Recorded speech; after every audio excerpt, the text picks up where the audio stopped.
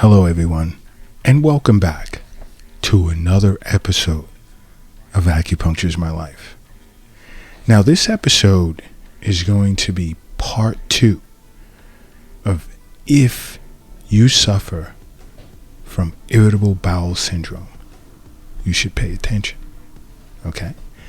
Because it's back to discussing foods that you should look to avoid. And again, I'm going to say again, some of these foods, many of you are going to disagree with me on.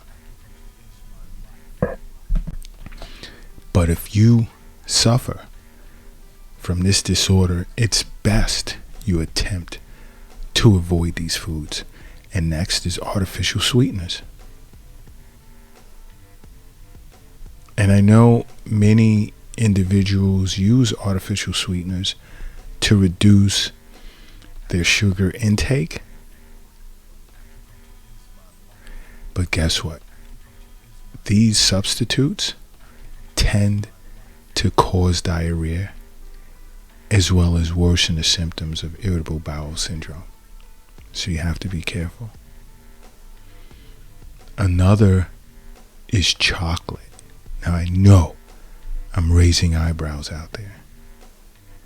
But Dr. Lott, you said chocolate's good for you. Not if you have irritable bowel syndrome.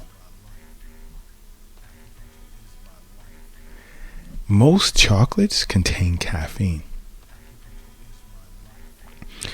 which is a huge issue for individuals with irritable bowel syndrome. Why? Because caffeine stimulates a person's nervous system, which then causes contractions of the abdomen. You don't want that if you suffer from this disorder. You don't. Now another is coffee, and you guys hear me speak of coffee so much. But coffee can aggravate symptoms of individuals who suffer from diarrhea that's usually caused by irritable bowel syndrome. Again, coffee, basically the caffeine that's in the coffee stimulates colonic activity, which then causes the stool in your intestines to pass through much faster than they should. And that's not good, especially if you suffer from this disorder. Another is trying to avoid alcohol. I mean, I've said this quite a few times. Alcohol, period, is poison. There's no benefit to alcohol. No matter how it's advertised to you that, oh, it's great for... I'm always left with a ... because I always sit back waiting. You see a bunch of people on the television or in a poster jumping around dancing in a club, spending a couple $100 on a handful of drinks that incited them or triggered them to act foolish, so that at the end of the night they could say they had a good time. Listen, I won't even say excessive consumption. Consumption, period, of alcohol can cause serious damage and can be extremely harmful to individuals who suffer from irritable bowel syndrome. You see, to an acupuncturist, we understand that health is wealth. The wealth isn't in the bank. It's not in the safe. It's not in your purse.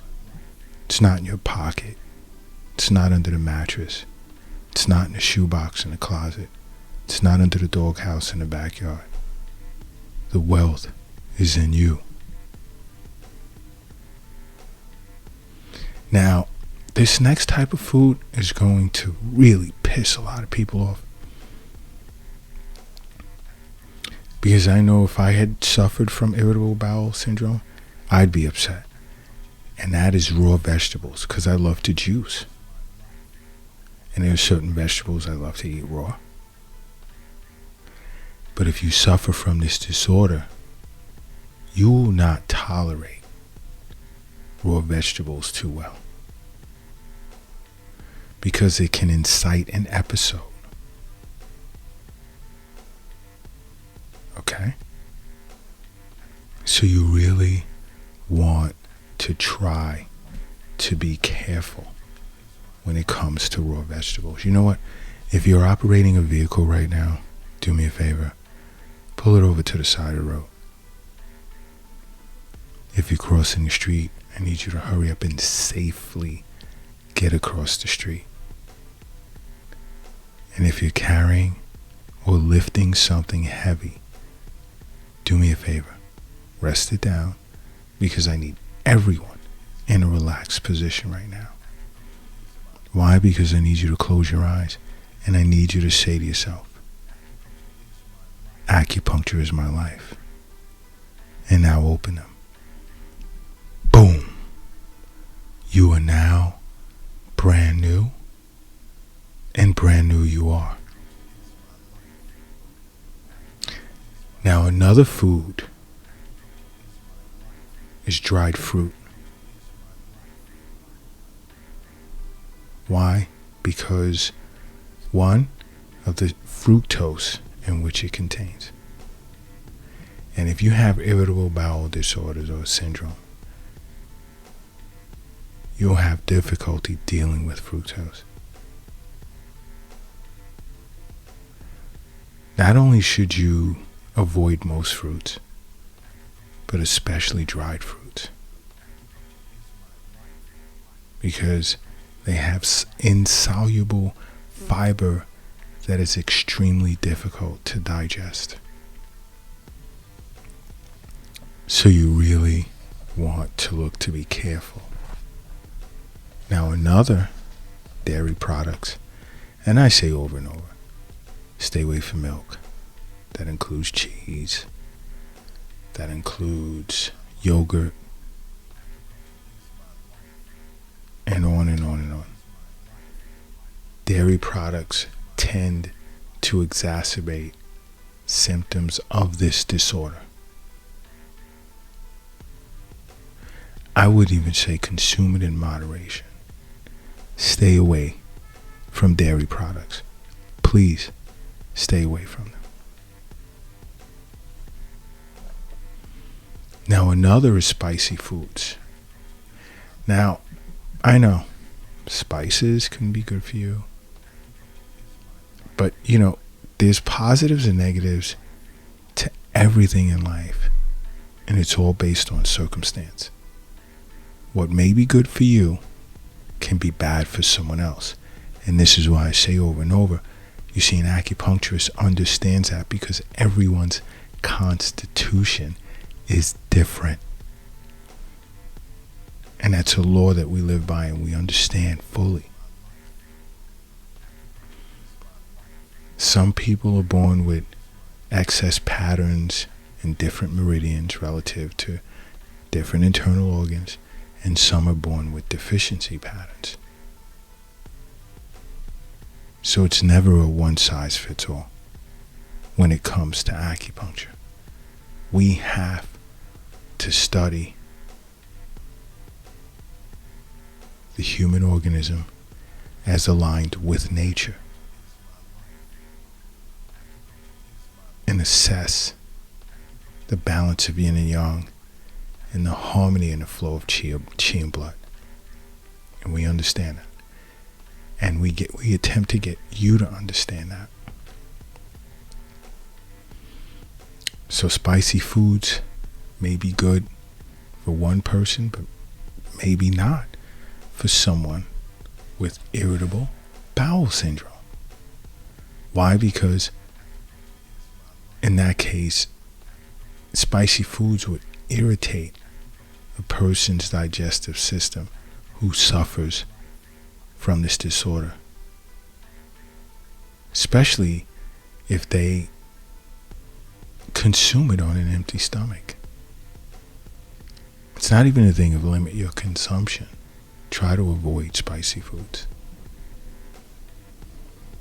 Another I speak of so much to stay away from, especially on TikTok, which is another social media platform that we're on. And this is why I say, download the Acupuncture in My Life app. It's free at the Apple Store for iPhone users, Google Play Store for Android users, because all of our social media platforms are on there and you can access them from the app, and there's so much you can learn about acupuncture and Eastern nutrition and much more. But the next is soda. Moderate consumption? No. Stay away from it. Avoid it. Stay away from soda.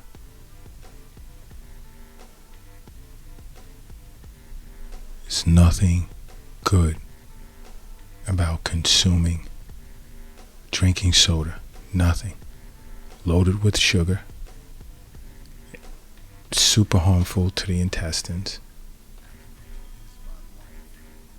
You should try and avoid it. Another is high fructose fruit.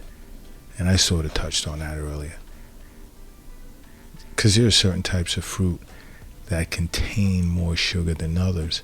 And examples of those are like cherries, pears, grapes, apples. You want to try your best to avoid fruits that are high in fructose. You see, it's more than just acupuncture when it comes to an acupuncturist.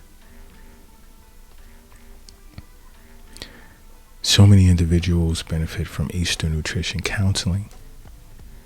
If necessary, herbal formulas. We deal with individuals who have a phobia for needles, and we apply acupressure, cupping therapy, moxibustion therapy. There we go again. I need my tea, my green tea, and more. And more. I say it over and over. See your physician on an annual basis or even a semi-annual basis. But definitely see an acupuncturist for regular wellness visits, even if it's just once per season. It's super important that you make acupuncture a part of your life, because acupuncture is my life. What's yours?